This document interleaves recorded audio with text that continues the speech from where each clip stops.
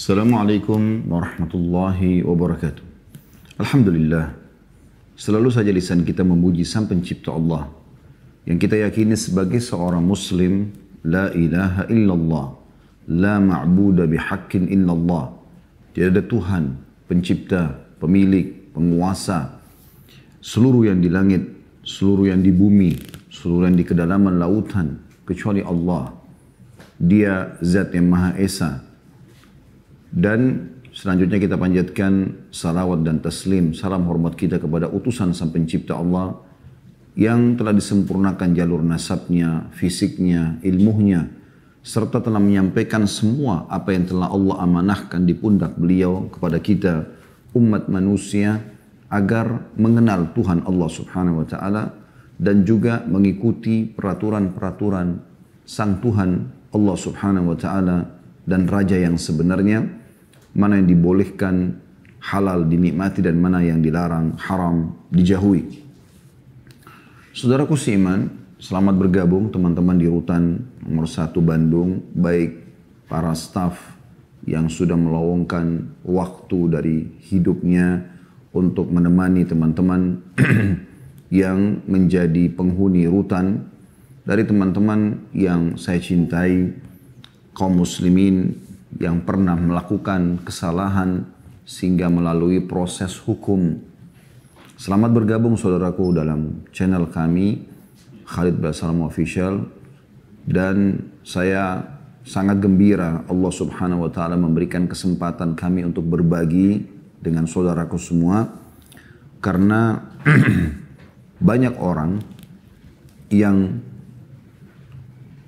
mayoritasnya memvonis teman-teman yang berada di rutan atau penjara secara umum karena pernah melakukan sebuah kesalahan, sehingga vonisan mereka membuat mungkin jiwa dan juga raga teman-teman yang pernah melakukan kesalahan ini terganggu, merasa kecil di tengah-tengah masyarakat.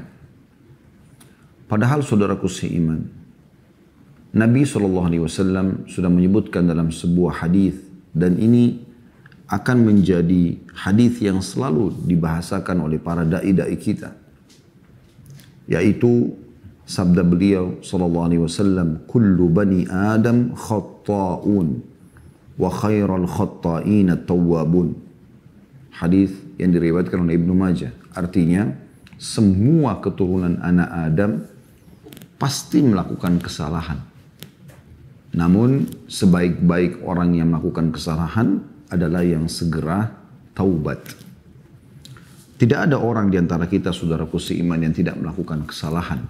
Walaupun memang tingkatan-tingkatannya berbeda-beda. Ada yang kecil, ada yang besar. Ada yang ketahuan, ada yang tidak ketahuan. Tetapi kita perlu tahu bahwasanya semua kita bisa berbuat salah. Islam mengajarkan sebuah jalan yang ideal, yaitu Anda coba tidak melakukan pelanggaran. Dan pelanggaran ini adalah yang dianggap pelanggaran dalam agama Islam, karena memang Allah Subhanahu wa Ta'ala memerintahkan kepada kita semua yang baik-baik untuk dikerjakan. Jujur, amanah, tanggung jawab, bakti sama orang tua, bakti pada agama, pada negara, ya, berbuat baik dengan tetangga, menjenguk orang sakit, membantu orang yang sulit. Semua itu diperintahkan dan ada janji-janjinya. Semua punya keutamaan. Bahasa ceramahnya fadilah.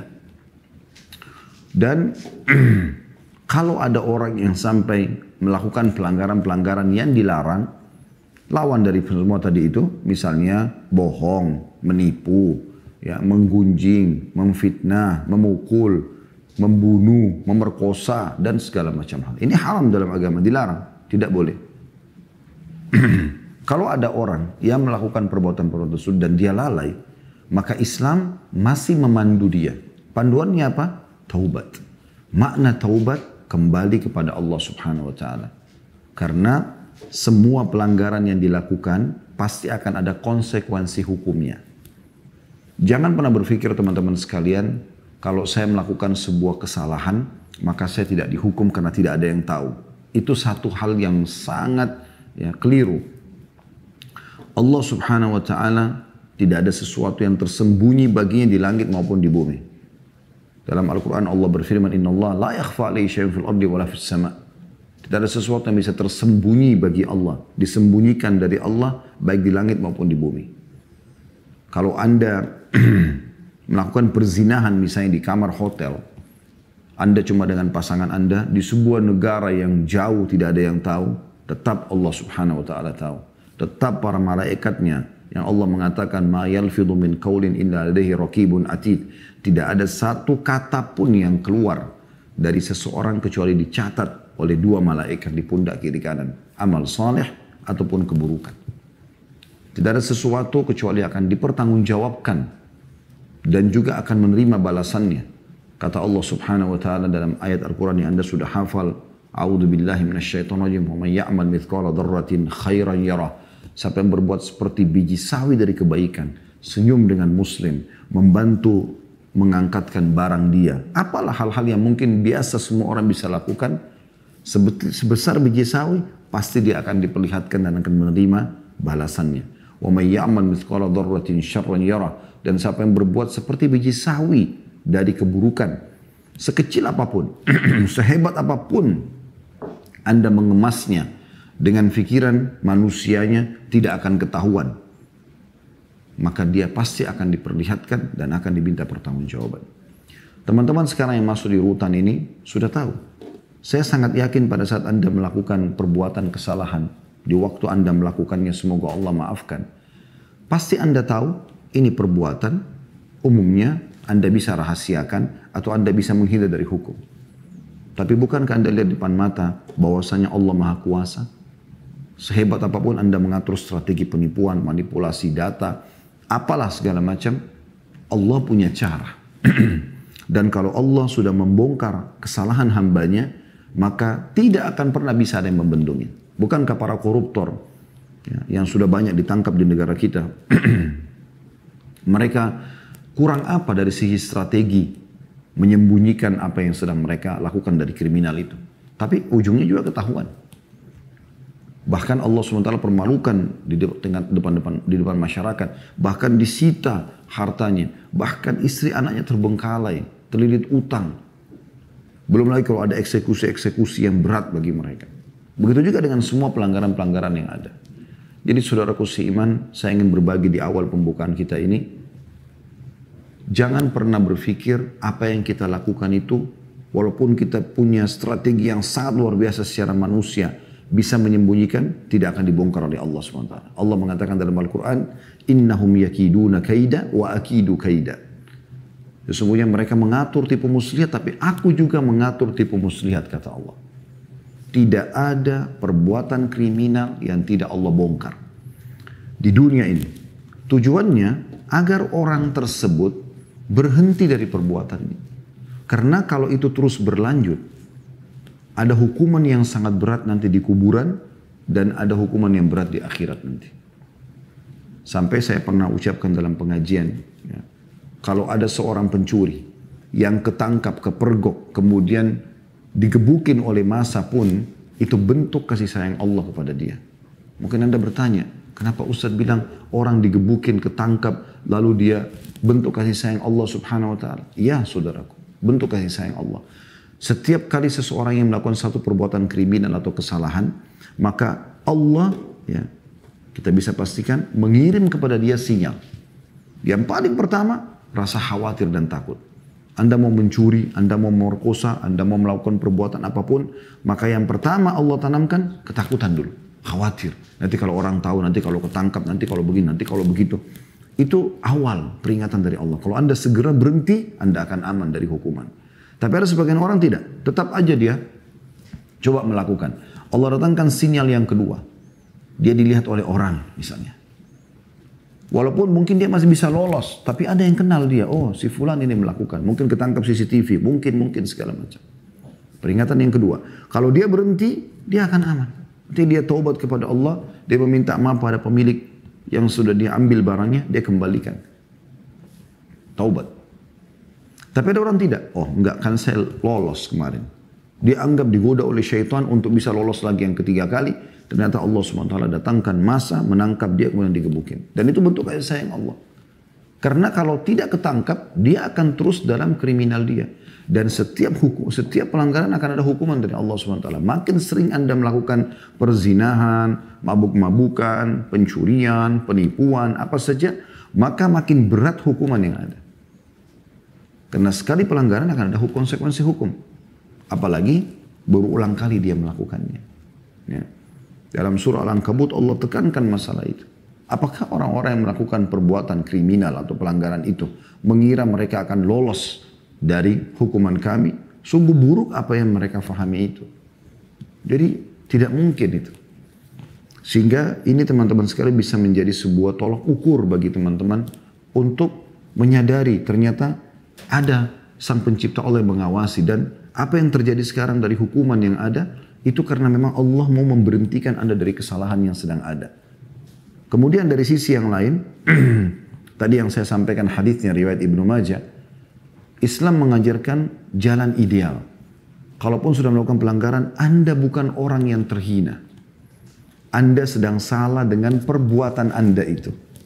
Dan Islam memberikan solusi buat Anda. Tadi kata Nabi SAW, kullu bani Adam khatta'un. Semua anak Adam pasti buat kesalahan. Apa solusinya? Wa khairul khatta'ina tawwabun. Dan sebaik-baik orang yang sudah melakukan kesalahan, segera bertaubat. Kalau itu haknya Allah Subhanahu wa taala, tidak sholat, ya, maka dia bertaubat kepada Allah Subhanahu wa taala. Ya. Dia bertobat kepada Allah Subhanahu wa taala. Kemudian dia memperbaiki. Kalau itu haknya manusia, haknya makhluk, seperti mencuri, menggunjing, memukul, segala macam, dia bertobat kepada Allah lalu dia meminta keridhaan orang itu. Kalau dalam bentuk harta dia kembalikan, perusakan citra dia perbaikin. Supaya dia lepas dari hisab hari kiamat. Dan setelah itu Anda bisa menjadi seorang yang bebas, Anda bisa menjadi seorang yang paling soleh dari umat ini. Tidak ada yang menghalangi itu. Umar bin Khattab radhiyallahu anhu, sahabat Nabi yang mulia, mertua Nabi SAW. Kurang apa kejahatan yang dilakukan sebelum Islam? Setiap hari Umar bin Khattab keluar hanya mencambuk dan menghukum umat Islam. Bukan budak dia, tapi dia datang ke teman-temannya, Abu Jahal, Abu Lahab, dia datang lalu dia ikut menyiksa orang-orang Islam yang merupakan budak-budak orang-orang ini. Lalu pada saat sore hari dia mau pulang, dia mengatakan, saya berhenti menyiksa kamu. Bukan karena saya kasihan, tapi karena saya jenuh saja. Besok saya kembali akan nyiksa kamu. Bahkan sebelum dia masuk Islam, dia keluar radhiyallahu anhu membawa pedang dengan baju perangnya untuk membunuh Nabi SAW. Menyembah berhala, sembelihan hewan untuk berhala. Kemudian mabuk-mabukan. Tapi subhanallah, pada saat hidayah datang, dia mengucapkan syahadat di hadapan Nabi SAW. Allah lunakkan hatinya dan dia ikutin itu. Maka dia menjadi orang yang terbaik dari umat ini. Bahkan ulama ahli sunnah wal jamaah mengatakan orang yang terbaik dari umat ini setelah Abu Bakar adalah Umar bin Khattab. Bahkan Allah muliakan setelah dia taubat nasuha dalam Islam, dia perbaikin kesalahan-kesalahannya, dia sholat, dia patuh kepada Allah, dia menunjukkan kebenaran terhadap kebenaran Islam ini, ya, dan dia bangga dengan Islam itu. Sebagaimana dia mengatakan, kami kaum yang dimuliakan dengan Islam, semenjak dia taubat, yang halal dia nikmati, yang haram ditinggalkan. Dan tidak ada negosiasi lagi dalam masalah haram setelah dia memperbaiki keadaannya. Maka Allah muliakan dia sampai menjadi rajanya umat Islam. Dan di masa kejayaan beliau, tahun 13 Hijriah sampai tahun 23 Hijriah, 10 tahun ini, hampir setengah dunia dikuasai oleh umat Islam. Dan pada saat itu, setiap orang kalau melihat Umar, merasa imannya bertambah. Bahkan orang banyak mengikuti Umar bin Khattab kalau lagi jalan hanya untuk mengambil dari perangainya, dari akhlaknya, dari tutur kata, hikmah yang dia sampaikan atau hadis yang dia ingatkan kepada orang yang sedang salah. Sampai meninggal dalam keadaan husnul khatimah. Maka saudaraku seiman, tugas Anda sekarang di tempat rutan ini memperbaiki keadaan. Jangan berkecil hati. Harus yakin saya bisa menjadi orang yang lebih baik. Tunjukkan kepada pemerintah kita, tunjukkan kepada seluruh orang yang ada di sekitar Anda, lingkungan Anda, keluarga Anda, Kalau dulu memang saya berbuat salah, tapi sekarang saya menjadi seorang figur yang berbeda. Sekali lagi, saya menjadi seorang figur yang berbeda. Saya akan menjadi seorang mukmin yang patuh kepada Allah, menjalankan syariat Allah Subhanahu wa taala, karena memang syariat ini semuanya baik-baik tadi saya bilang. Disuruh jujur, amanah, tanggung jawab, bakti sama orang tua, berbagi dan seterusnya. Dan itu tidak sulit untuk Anda lakukan. Dan Anda sudah meninggalkan semua yang dilarang, yang berbohong, manipulasi data, semua bentuk kriminal dan kesalahan, udah saya tinggalkan, karena ada konsekuensi hukumnya. Maka ini teman-teman sekalian, hal yang perlu ya, di pembukaan kita untuk direnungi. Ya, direnungi bersama.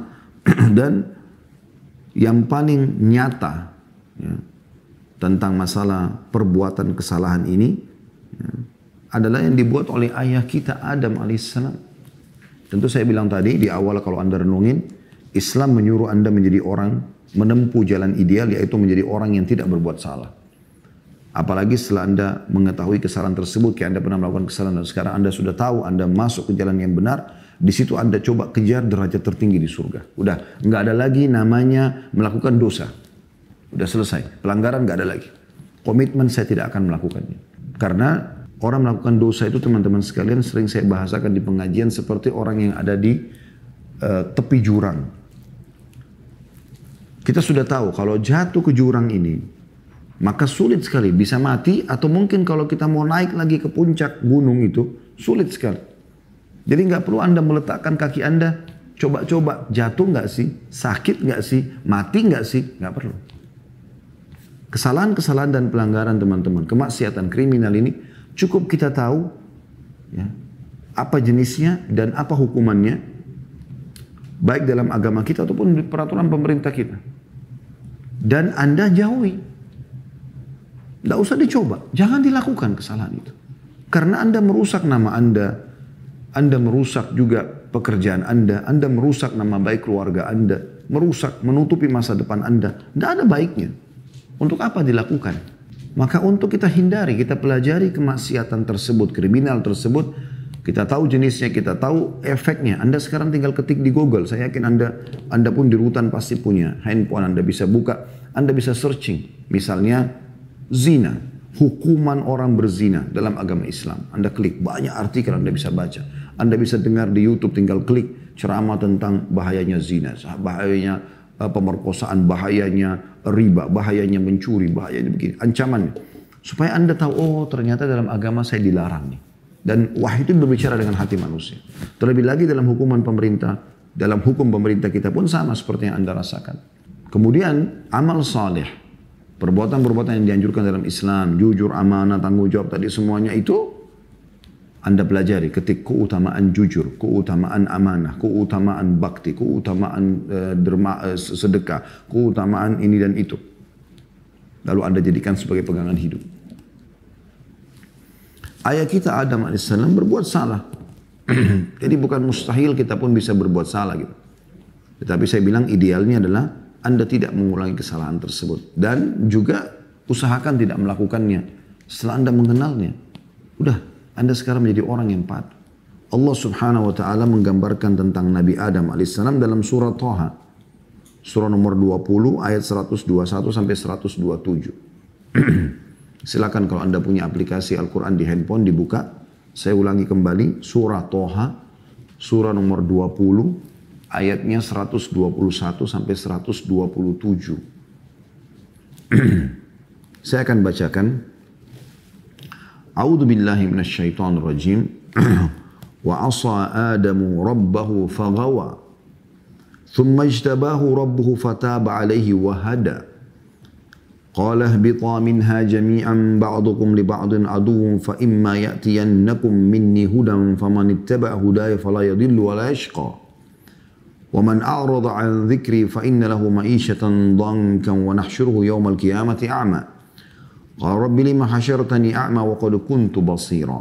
Qala kadzalika atatka ayatuna fanasitaha wa kadzalika al-yawma tunsa. Wa kadzalika najzi man asrafa wa lam yu'min bi ayati rabbih wal 'adzabul akhirati ashaddu wa abqa. Terjemahannya, dan Adam pun mendurhakai Rabbnya, maka dia sesat. Nabi Adam manusia pertama diciptakan oleh Allah SWT. Dimasukkan ke dalam surga, lalu Allah mengatakan, nikmati semua di sini Adam. Makan, minum, pakaian, istana, dayang-dayang, nikmati semuanya. Hanya satu. Jangan sentuh pohon ini. Itu cobaan dari Allah Subhanahu wa ta'ala. Jangan sentuh. Karena ini akan membuat kau terhina kalau kau melanggar itu. Tapi iblis datang membisikkan kepada Adam alaihissalam, kau tidak dilarang makan dari pohon itu kecuali kalau kau makan kau akan jadi kekal. Maka tergodalah Adam, lalu dia melakukan atau memakan buah tersebut. Akhirnya Allah mengatakan Adam pun mendurhakai Rabbnya. Maka ia sesat. Padahal bisa dibayangkan teman-teman sekalian, seluruh yang di surga, semua pohon, ribuan mungkin jutaan pohon, nikmati Adam. Istana, dayang-dayang, pakaian, nikmati. Hanya satu nih jangan dilakukan. Begitu memang kehidupan kita teman-teman sekalian. Jadi kalau kita lihat yang halal dan yang haram, kita akan temukan yang halal jauh lebih banyak. Yang haram itu sedikit, hanya sebagai cobaan. Misal Allah haramkan babi. Gak boleh makan babi bagi umat Islam. Perhatikan Allah ganti dengan apa? Sapi, kambing, ayam, kelinci. Semua hewan air halal. Banyaknya, jutaan jenis halal. Lalu Allah haramkan sebagian kecil saja. Sebagai ujian. Sebagai ujian. Allah subhanahu wa ta'ala larang minum khamr. Jangan minum minuman keras, beralkohol, jangan narkotika. Allah ganti dengan apa? Susu, madu, sirup, jamu, air putih. Banyak ganti. Banyak. Lebih sehat, lebih baik. Pada saat Allah berikan kita syahwat untuk melampiaskan pada lawan jenis kita. Zina dilarang. Nikah diperintahkan. Bedanya zina sama nikah, 5 menit kalimat akad. Sekarang kita lihat perbandingannya. Kalau orang melakukan pernikahan, 5 menit teman-teman sekalian. Wali perempuan mengatakan, saya nikahkan kamu sama anak perempuan saya Fulana binti Fulana dengan mas kawin ini. Kemudian si anak mempelai laki-laki mengatakan, saya terima nikahnya. Itu saja sudah cukup. Apalagi dia katakan, saya terima nikahnya Fulana binti Fulana dengan mas kawin tersebut. Ini kurang dari 5 menit kata-kata ini. 2 saksi, ada mahar, sah pernikahan tersebut. Dan dengan sahnya perbuatan itu, semua orang tahu suami istrinya akan masuk ke dalam kamar malam pertama kah, siang pertama kah, mereka akan berhubungan biologis. Tapi dua-duanya dalam kondisi senang, bahagia. Sampai ada istilah dikatakan di tengah-tengah masyarakat kita, bahkan di dunia mungkin dikenal begitu ya. Pengantin itu menjadi raja sehari. Dia betul-betul seperti raja, pakai baju yang bagus, baik laki-laki ataupun perempuan, dihormati oleh setiap orang, diucapkan doa, diucapkan selamat. Setelah itu mereka biologis. Dan dalam kondisi mereka sangat nyaman. Si laki-laki pemilik sperma, kualitas spermanya pasti akan bagus karena jiwanya tenang. Sementara si perempuan juga sel telurnya akan bagus karena juga tenang. Dalam agama, biologis yang halal ini berpahala. Kalau suami istri, kata Nabi SAW, fi bidi ahadikum sadaqah. Di kemaluan kalian ada sedekah, ada pahala yang besar. Para sahabat faham, lalu mereka mengatakan, ya Rasulullah, ya'ti ahaduna ahla walahu fihi ajr. Wahai utusan Allah, apakah seseorang di antara kami menggauli istrinya dapat kenikmatan biologis, juga dapat pahala? Kata Nabi SAW, ara'aitum lawadatumu fil haram alakumul wizr. Bukankah kalau kalian letakkan pada yang haram, zina, bukan istri yang halal, bukan suami yang halal, dapat dosa, dosanya besar lagi zina itu. Kata para sahabat, iya ya Rasulullah. Kata Nabi SAW, wakadzalika fil halal, begitu juga pada yang halal. Sudah jiwanya tenang, akhirnya kualitas sperma yang merupakan nanti bibit manusia, sel telur yang akan menjadi kantong buat nampung janin itu. Nah, berkualitas bagus karena jiwanya tenang. Secara medis pun orang kalau biologis jiwanya tenang, maka akan bagus, gitu kan? Akan berpengaruh bagus pada kualitas sperma dan sel telur, dan juga akan generasi yang lahir juga akan baik. Selain itu berpahala. Dan subhanallah pada saat istrinya hamil, apa yang terjadi? Dua-duanya gembira, keluarganya gembira, ya. Namanya harum di masyarakat dan menjadi sebuah kebanggaan untuk punya anak, ya. Bukankah Anda lihat bagaimana sedihnya orang kalau berumah tangga tapi sudah 5 tahun, 10 tahun belum punya anak. Bagaimana dengan orang yang subhanallah baru menikah sudah dapat anak? Ini subhanallah yang luar biasa, bisa jadi aset amal jariah buat dia. Bisa jadi generasi baru yang tempat dia melampiaskan semua pintu-pintu pahala agar dia bisa dapat dari anaknya, karena anak itu bisa jadi aset amal jariah, diajarin sholat, diajarin puasa, diajarin jujur, diajarin amanah, diajarin segala macam. Dan juga tempat dia untuk memperbaiki keadaan-keadaan atau kesalahan dia yang lalu. Kalau dulu dia belum baca Al-Quran sampai umur 30-40 tahun, sekarang anaknya bisa diajarin sama dia. Jadi kalau dulu dia belum sholat, sekarang anaknya sholat, dan seterusnya. Anak-anak bisa jadi baik. Dan terus menerus menjadi sesuatu yang baik dalam rumah tangga. Setiap detiknya bisa menjadi pahala. Saling melayani di antara suami istri. Coba bandingkan dengan zina. Zina, orang kalau mau melakukan dua-duanya dalam kondisi takut. Masuk hotel sembunyi-sembunyi, takut ketahuan. Ya. Sehingga kualitas spermanya terganggu. Kualitas sel telurnya terganggu. Beda tadi dengan nikah. Juga pada saat mereka lakukan biologis karena jiwanya terganggu ketakutan, tidak senikmat kalau orang sedang tenang, lagi fresh, suami istri tadi. Kemudian juga berdosa besar zina itu. Yang lebih jauh lagi efeknya kalau sampai hamil di luar nikah. Dua-duanya malu, keluarganya malu. Anak yang lahir nanti nggak jelas statusnya. Bisa dikatakan anak haram atau anak zina. Dan terus menerus menjadi sebuah polemik dalam hidupnya dia. Lalu pertanyaan sederhana, kenapa yang haram saudaraku? Kenapa bukan yang halal? Kalau seandainya Allah subhanahu wa ta'ala memberikan kepada kita, ya tolong dilindungi baik-baik. Memberikan kepada kita syahwat, keinginan untuk makan daging. Tapi semua daging haram, wajar Anda melanggar. Tapi tidak, digantikan haram itu cuma sedikit.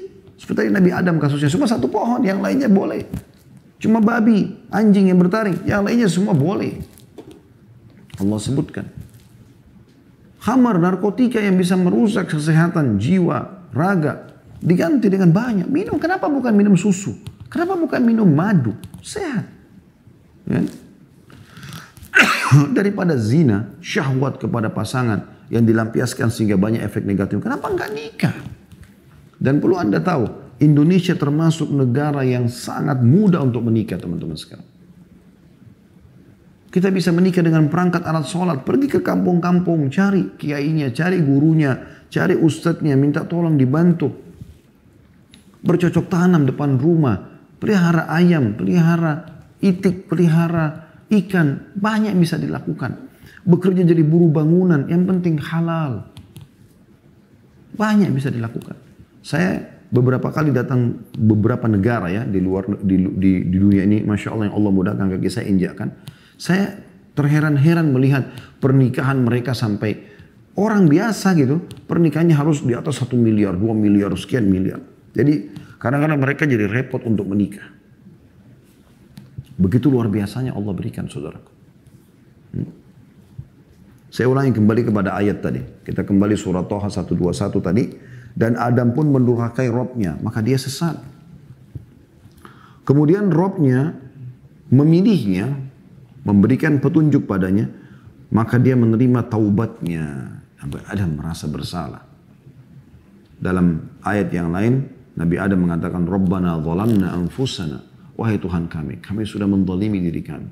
Dengan kesalahan ini kami salah. Mengaku itu. Rabbana zalamna anfusana wa illam taghfir lana wa tarhamna lanakunanna minal khasirin. Kalau kau tidak maafkan kesalahan kami, maka kami akan tergolong orang-orang yang rugi. Lalu Allah menerima taubat itu. Luar biasanya dalam Islam teman-teman sekalian, Allah sangat senang dengan taubat Anda. Garis bawah itu. Kapan Anda selesai pengajian ini, Anda wudhu, Anda sholat 2 rakaat, niat sholat taubat. Kata Nabi SAW, tidak ada seorang hamba melakukan kesalahan. Kemudian dia bersuci, berwudhu, lalu dia sholat 2 rakaat. Lalu kemudian setelah salam dia istighfar kepada Allah, kecuali Allah akan bersihkan kesalahannya. Setelah itu Anda menjadi orang baik. Allah terima taubat. Dalam sebuah hadis yang lain riwayat Bukhari, sesungguhnya Allah sangat gembira dengan taubat hamba-hambanya. Allah gembira. Lebih gembira daripada seseorang di antara kalian yang pergi ke padang pasir yang tak bertuan. Padang pasir yang tandus, tidak ada orang. Dan dia membawa untanya serta di atas untanya semua bekal dia. Nggak ada lagi harta dia kecuali di atas unta tersebut. Lalu kemudian dia istirahat di bawah sebuah pohon. Setelah itu dia bangun dari tidurnya, untanya hilang. Dia pun keliling mencari-cari unta tersebut dengan bekalnya di padang pasir yang tandus. Lalu dia tidak temukan. Setelah dia putus asa, dia mengatakan, saya coba kembali ke bawah pohon tadi yang saya tidur. Kemudian saya tidur lagi, semoga saja saya sudah mati pada saat bangun. Pada saat dia tidur dan dia terbangun, dia tiba-tiba melihat untanya di depan matanya. Bagaimana gembiranya dia bisa melanjutkan kehidupan lagi, menemukan untanya untuk transportasinya, menemukan hartanya, makanan, minuman, pakaiannya. Ya, mungkin sebagian uangnya di atas untanya untuk dia lanjutkan kehidupannya.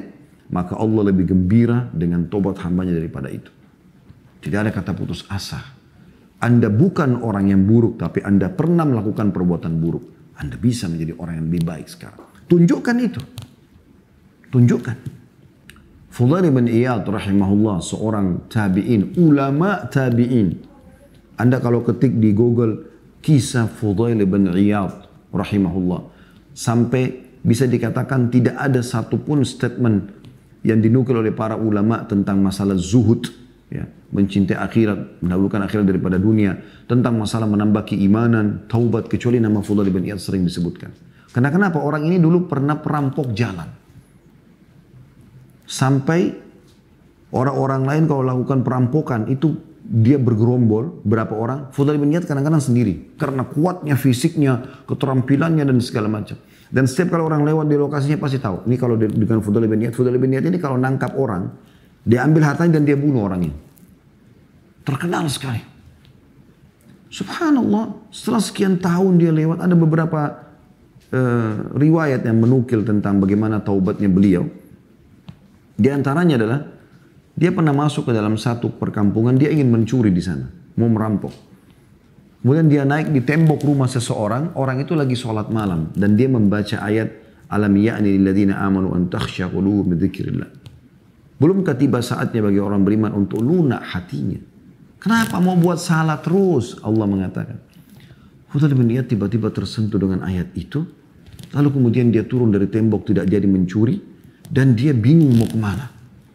Dia masuk. Lalu kemudian dia lihat masjid, dia masuk di masjid. Zamannya beliau belum ada lampu kayak kita sekarang. Gelap gulita. Menjelang subuh, muadzinnya datang, menyalakan obor-obor. Dia kaget lihat ada orang di depan mihrab menangis. Terisak-isak. Begitu mendekat, dia tahu orang ini Fudail bin Iyad. Dia pernah lihat wajahnya. Maka dia lari dari dalam masjid.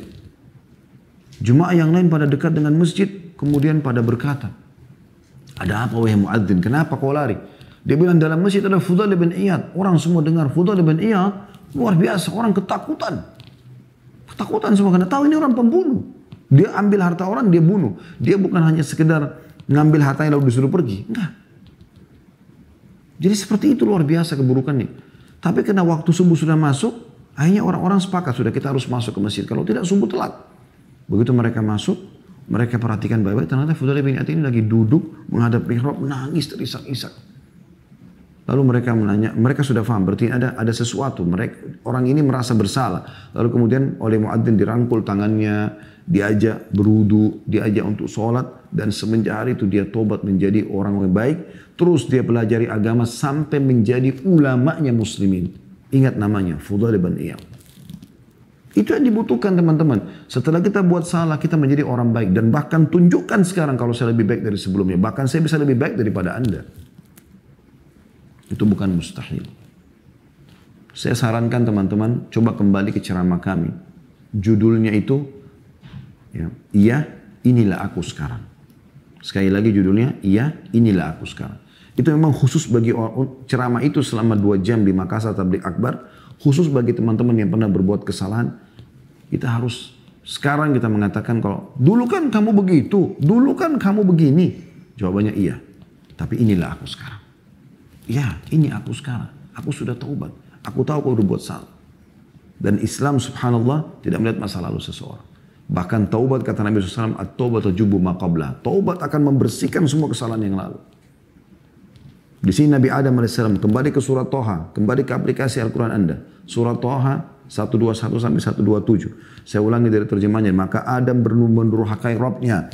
Maka dia sesat. Kemudian Robnya Adam memilihnya. maka dia menerima taubatnya dan memberi Adam petunjuk. Seperti Anda sekarang dengarkan ceramah, Anda dapat petunjuk. Anda tahu, oh ternyata saya masih bisa jadi baik. Masih bisa saya perbaikin. Tidak ada kata terlambat.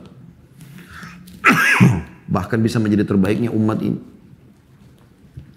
Allah berfirman, turunlah kamu berdua, Nabi Adam sama syaitan, iblis, dari surga bersama-sama, sebagaimana sebagian kamu menjadi musuh bagi sebagian yang lain. Maka jika datang kepada petunjuk dariku, kata Allah, ada wahyu datang, seperti kita ada Al-Quran dan ada Sunnah. Lalu barang siapa yang mengikuti petunjukku, maka tidak akan sesat dan tidak akan celaka. Perbaiki, kalau Anda punya masa lalu yang salah, bertobat, lalu Anda menjadi orang baik sekarang, tidak akan pernah sesat lagi. Dan barang siapa yang berpaling dari peringatanku, setelah sampai kepada dia peringatan, tidak boleh lagi ini, tidak boleh lagi itu, jangan zina, jangan mencuri, jangan membunuh, jangan memerkosa, jangan, segala macam. Tapi dia tidak mau ikutin, maka sesungguhnya baginya penghidupan yang sempit. Subhanallah, makna ayat ini luar biasa. Teman-teman yang di rutan ini pasti merasakan itu. Setelah Anda memerkosa, setelah Anda mencuri, setelah Anda melakukan kriminal apapun. Apa yang Anda lakukan? Apa yang Anda rasakan? Jujur jawab dengan diri sendiri. Ada kesempitan dalam kehidupan. Biar kita berada di bangunan yang mewah, biar kita memegang sekian miliar uang curian, tidak ada ketenangan jiwa. Tidak ada ketenangan jiwa. Allah sudah bilang, baginya penghidupan yang sempit. Sempit dadanya. Sumpek. Suntuk. Dan harta yang diambil pun habis tanpa ditahu dipakai kemana. Tiba-tiba kita tahu sudah habis. Mohon maaf. Dan kami akan mengumpulkannya pada hari kiamat dalam keadaan buta.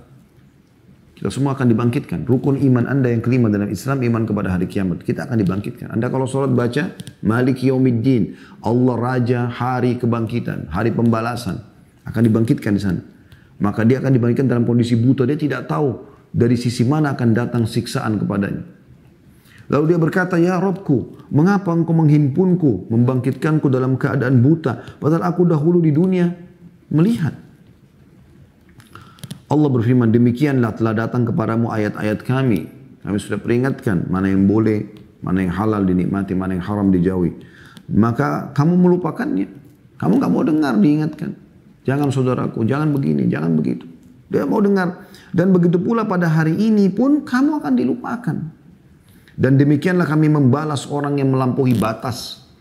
Sudah buat salah diulangi lagi, diulangi terus.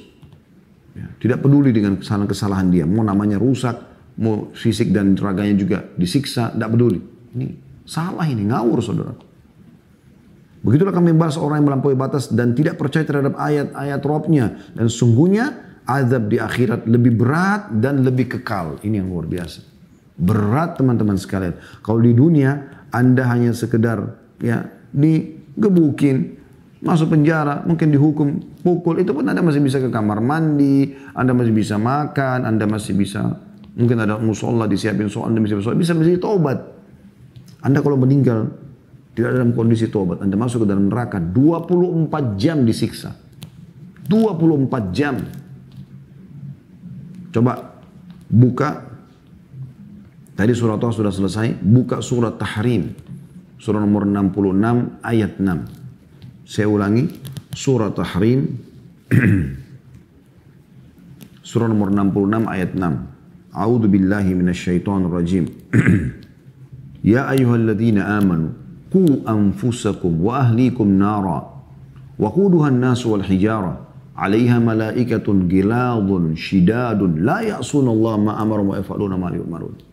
Hai orang beriman, selamatkan dirimu dan keluargamu dari api neraka yang bahan bakarnya bukan lagi arang ya. Bahan bakarnya manusia dan batu. Dijaga oleh malaikat-malaikat yang keras, yang kasar, yang tidak pernah menolak apa yang Allah perintahkan dan selalu mengerjakan apa yang Allah titahkan. Potong-potong, siksa-siksa dan 24 jam. Ada sebuah hadis teman-teman sekalian dan Anda bisa kembali mendengarkan kalau ikuti di YouTube ceramah kami di Khalid Basalam Official. Ada playlist, cari bedah buku Rasulullah SAW cerita tentang surga dan neraka. Ini bukunya. Dan ini setiap hari Senin sore ya, kami bedah ini jam 4 sore. Sekarang di bab terakhir masalah bab neraka. Itu luar biasa. Ada judul di situ teman-teman, tangisan ahli neraka. Ini luar biasa. Kata Nabi SAW, ahli neraka akan memanggil, ya, akan memanggil malaikat-malaikat penjaga neraka, ya, di tangisan ahli neraka. Akan memanggil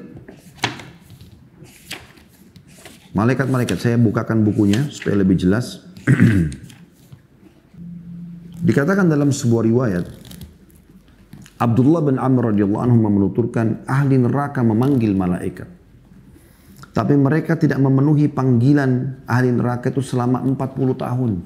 Jadi kayak Anda sekarang di rutan ini, manggil penjaga, penjara, Pak, tolong Pak. Anda kan bisa direspon, iya ada apa, mau butuh apa, gitu kan. Tapi di neraka nanti lagi disiksa, api semuanya, panas sana sini, jeritan orang sana sini. Luar biasa siksaannya. Hangus badan Anda dikembalikan lagi utuh begitu. Tidak mati. Tapi pada saat panggil, mau minta tolong, panggil malaikat. Malaikat tidak jawab selama 40 tahun. Jadi 40 tersiksa terus. Kemudian malaikat setelah 40 tahun mengatakan, sesungguhnya kalian menetap selamanya. Percuma negosiasi sama saya. Tidak ada negosiasi, tidak ada sogokan, tidak ada apa-apa. Siksaan selamanya. Makanya Allah bilang tadi di akhir surat Thaha tadi, sesungguhnya siksaan akhirat lebih kekal dan lebih keras. Lebih keras dan lebih kekal. Kemudian mereka memanggil Rabb mereka. Mereka panggil Allah. Sifatnya Allah itu Ar-Rahman, Ar-Rahim dalam surah Al-Fatihah. Maha pengasih, maha penyayang. Tapi jangan lupa, Allah juga itu syadidul iqab. Allah sangat berat siksaan. Mereka yang masuk neraka itu lalu memanggil Rabbnya sambil mengatakan, Rabbana akhrijna minha fa'in udna fa'inna zalimun. Wahai pencipta kami, wahai Rabb kami, Tuhan kami. Keluarkanlah kami dari neraka ini. Kalau kami setelah itu pun dikembalikan ke dunia, kami masih buat kesalahan, sesungguhnya kami adalah orang-orang yang sangat bodoh, zalim. Apa kata Nabi Muhammad SAW? Allah tidak menjawab mereka seperti lamanya dunia. Ya. Bumi ini sudah tua, miliaran tahun umurnya. Kita ini manusia makhluk terakhir Allah ciptakan. Sebelum kita sudah ada jin. Makanya waktu Nabi Adam AS diciptakan ada iblis. Tidak mau sujud kan gitu. Jadi hewan-hewan, tumbuh-tumbuhan, lautan, gunung, sudah ada semua ini. Makanya kalau orang menemukan, ilmuwan menemukan fosil sekian ratus tahun, sekian miliar tahun itu masuk akal. Ya. Allah tidak menjawab mereka seumur dunia. Berapa miliar tahun itu. Setelah itu pun Allah menjawab setelah seumur dengan dunia. Qala khsa'u fiha wa la tukallimun. Allah dengan maha kuasanya mengatakan, tinggallah dengan hina di dalamnya dan janganlah kamu berbicara dengan aku. Apa kata Nabi Muhammad SAW? Guru dan kiai kita semua, utusan Allah yang memberikan kepada kita bocorannya. Jangan sampai Anda luput dari bocoran ini. Ya. Anda sudah tahu. Kata Nabi SAW kemudian kaum-kaum di neraka itu pun putus asa. Tidak ada yang bisa dilakukan kecuali mengeluarkan nafas dan menariknya dalam kondisi merintih, kesakitan. Suara mereka menyerupai suara keledai. Mula-mulanya mengeluarkan nafas dan akhirnya menariknya dengan merintih. Hadis ini sahih diriwayatkan oleh At-Tabarani. Hadis yang lain, Abdullah bin Qais radhiyallahu anhu mengatakan, Rasulullah SAW bersabda, Inna ahlan nari la yabkun. Sesungguhnya penghuni neraka itu pasti akan menangis. Hatta lau ujriyati sufunu fi dumu'ihim lajarat. Ya, saking banyaknya air matanya mereka. Sampai kalau mau dialirkan di atas air mata mereka kapal-kapal, maka pasti akan bisa. Saking banyaknya genangan air mata mereka. Wa innum la yabkuna dama, yakni makanad dam'i. Dan ketahuilah bahwasanya mereka itu menangis terus. Sampai-sampai saking selalunya menangis, ya, tergantikan tempat air mata mereka dengan darah. Jadi apa yang Anda rasakan teman-teman sekalian dari hukuman kayak lagi di penjara, itu kecil sekali dibandingkan dengan apa yang dirasakan nanti di akhirat. Ya, ini sesuatu yang sangat besar, ya, sangat berat. Baik teman-teman sekalian, saya akan coba masuk kepada hikmah, judul kita hikmah dari dosa dan kesalahan. Sudah semestinya Anda sekarang mengambil hikmah, mengambil pelajaran dari apa yang terjadi. Jangan keluar dari rutan, ulangi lagi. Dan terus terbawa dengan bisikan syaitan, oh nggak apa-apa. Toh nanti juga mungkin dulu saya ketangkap, sekarang saya atur strategi supaya saya nggak ketangkap. Ketangkap teman-teman sekalian. Ketangkap. Dan itu bentuk kasih sayang Allah tadi supaya Anda berhenti. Tapi untuk apa Anda menghabiskan waktu Anda di rutan? Untuk apa? Kenapa Anda tidak habiskan seperti manusia di luar sana yang enak? Bebas, bisa mengembangkan ide-idenya, bisa silaturahim keluarga, bisa punya pasangan, bisa kumpul sama mereka, menikmati biologis yang halal, punya keturunan, bisa Anda didik anak-anak Anda. Anda bisa menambah ilmu, bisa banyak sekali Anda bisa lakukan. Anda lah yang telah masukkan diri Anda ke tempat ini. Maka teman-teman sekalian ambil hikmah, ambil pelajaran. Oh, saya dulu lakukan ini, maka sekarang saya tidak boleh lakukan lagi. Tidak boleh. Kata Nabi SAW, tidak boleh orang mukmin jatuh di lubang 2 kali, di lubang yang sama. Tidak boleh. Sekarang menjadi orang yang lebih baik. Bahkan menjadi orang terbaik dari umat ini dan penduduk Indonesia yang baik. Bisa. Tidak ada kata tidak bisa. Bisa. Sangat bisa. Karena orang akan melihat Anda sekarang, bukan Anda yang lalu. Di antara hikmah teman-teman yang bisa diambil adalah disebutkan oleh Ibnu Taimiyah rahimahullah dalam Minhajus Sunnah. Yang pertama, menumbuhkan penghambaan, kerendahan hati, khusyuk, perendahan diri, dan keinginan hamba untuk memperbanyak amal soleh dan keengganan yang kuat untuk berbuat dosa. Itu di antara hikmah yang pertama. Anda kalau sudah melakukan kesalahan, apalagi Anda kebekuk, Anda ketangkap, maka Anda dikurung di tempat seperti sekarang ini. Semua itu teman-teman akan memunculkan perasaan rendah hati akhirnya. Oh ternyata saya kena hukum juga gitu. Ya. Dan ada hal-hal teman-teman sekarang yang luar biasa. Muncul kehusyuan Anda sebenarnya. Konsentrasi dalam ibadah. Kita kalau lagi melakukan sebuah perbuatan salah, lalu kemudian Allah buat kita ketangkap. Itu sangat mudah teman-teman kita neteskan air mata.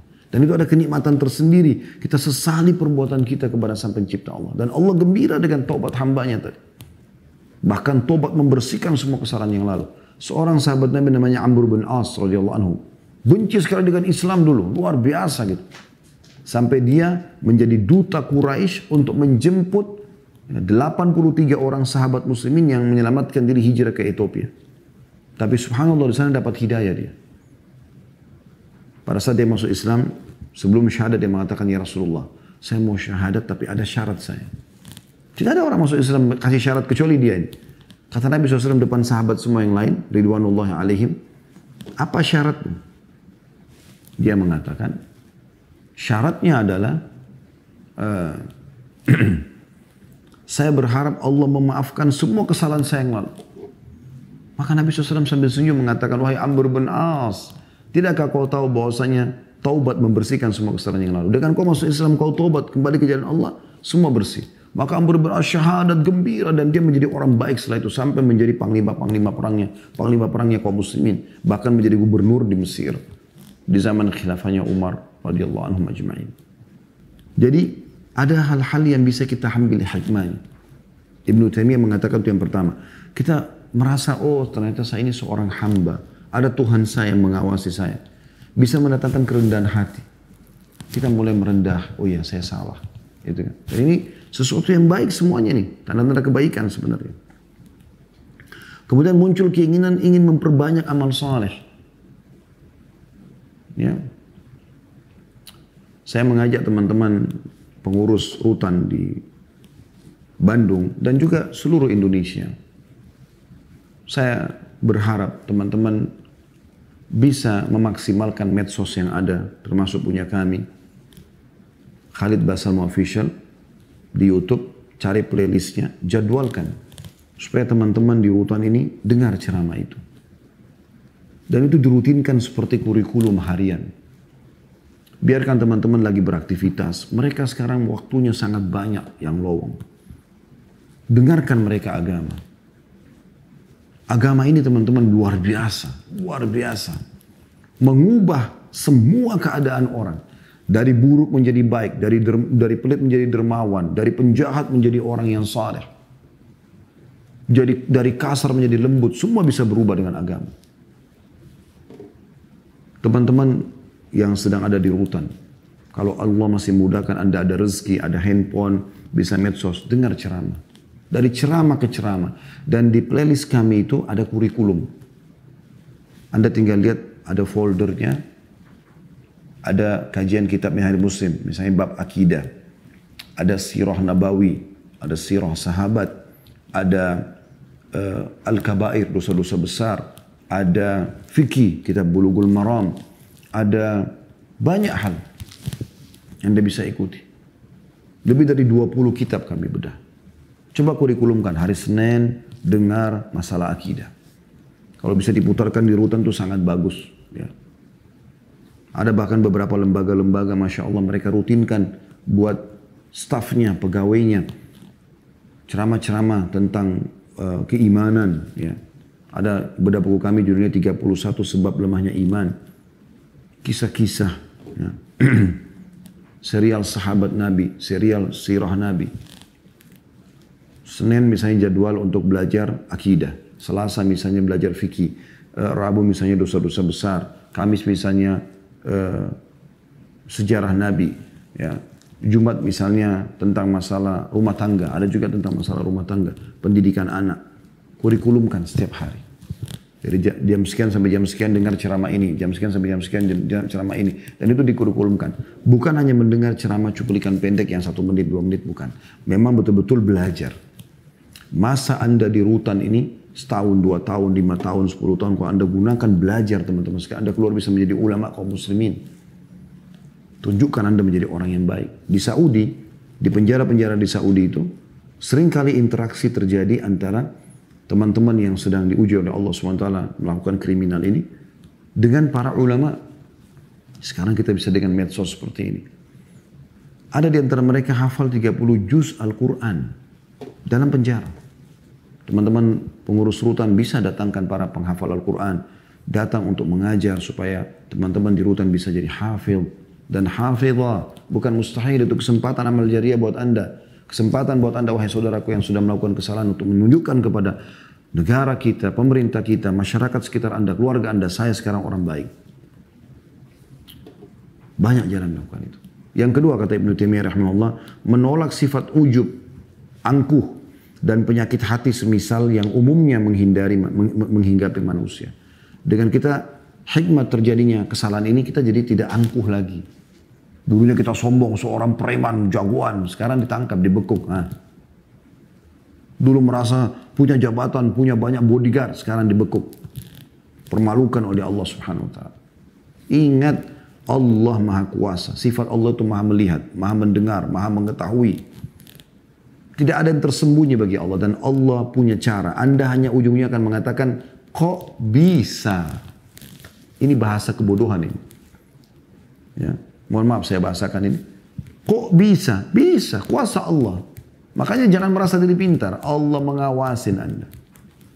Allah mengatakan, وَنَحْنُ أَقْرَبُ إِلَيْهِ مِنْ حَبْلِ الْوَرِيدِ. Kami lebih dekat kepada manusia daripada urat lehernya sendiri. Dan surga yang akan menjadi target orang beriman pada saat meninggal nanti. Tempat abadi, dayang-dayang, istana yang luas dan segala macam. Anda bisa ikuti di playlist YouTube tadi. Bedah buku ini ya. Rasulullah SAW cerita tentang surga dan neraka. Ada 30 pasal bahas tentang surga. 30 pasal bahas tentang neraka. Itu orang teman-teman mau masuk surga gampang. Mau masuk neraka juga gampang. Kata Nabi SAW apa? Sesungguhnya surga lebih dekat kepada seseorang antara kalian daripada tali sendalnya sendiri. Dan seseorang antara kalian lebih dekat dengan nerakanya daripada tali sendalnya sendiri. Dia jujur, dia amanah, dia sholat, dia puasa, dia baik, dia ramah, segala macam. Mati masuk surga. Dia berbuat kriminal, kejahatan, segala macam, bohong, nipu, segala macam, mukul, mencuri, dan seterusnya. Mati masuk neraka. Begitu dekatnya orang dengan surga dan nerakanya. Yang ketiga, mendorong untuk menyayangi sama makhluk ciptaan Allah. Berharap agar mereka juga bertaubat dan beroleh rahmat jika berbuat dosa. Serta memotivasi mereka untuk bertaubat. Jadi kadang-kadang teman-teman melakukan kriminal ini kan karena punya pengalaman. Akhirnya dia taubat nih.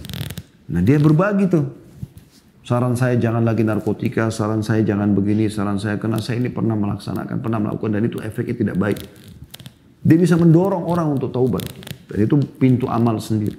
Yang keempat, menampakkan karunia, kebaikan dan kedermawanan Allah kepada makhluknya yang nampak tak kala seseorang berdosa seperti yang disebutkan dalam sebuah hadis, walladzi nafsi biyadi law lam tadhnibu la dhahaba Allahu bikum wa la jaa biqaumin yudhnibun fayastaghfiruna Allah taala fayaghfiru lahum. Dan demi zat kata Nabi SAW yang jiwaku berada di tangannya, kalau kalian tidak berbuat dosa, niscaya Allah akan memusnahkan kalian. Dan Allah akan datangkan kaum yang berdosa lalu mereka beristighfar kepada Allah dan Allah akan mengampuni mereka. Maksudnya adalah bukan berarti hadis ini dipahami, oh berarti kalau kita buat kriminal saja, bukan. Artinya kita bisa saja berbuat kesalahan semuanya. Gitu. Tapi kita kembali kepada Allah Subhanahu wa taala. Yang terakhir, yang kelima kata beliau adalah demikian pula dengan terjerumusnya hamba dalam perbuatan dosa, menjelaskan betapa butuhnya hamba untuk senantiasa meminta tolong kepada Allah, bertawakal dan berlindung kepadanya, agar mengarahkannya dan senantiasa mentaati Allah dan menjauhi kemaksiatan. Jadi Anda jadi tahu, oh ternyata ini perbuatan salah. Allahu a'lam. Ini bahasan kita teman-teman sekalian, semoga bisa diambil hikmahnya. Tentu 1 jam tidak cukup untuk belajar agama. Agama ini adalah sebuah kebutuhan yang harus teman-teman pelajari. Dan saya sudah berikan tadi solusinya, baik teman-teman staf di rutan ataupun ya teman-teman yang jadi penghuni rutan, agar memaksimalkan medsos yang ada. Semoga insya Allah bisa mengambil manfaat dari apa yang kita bahas.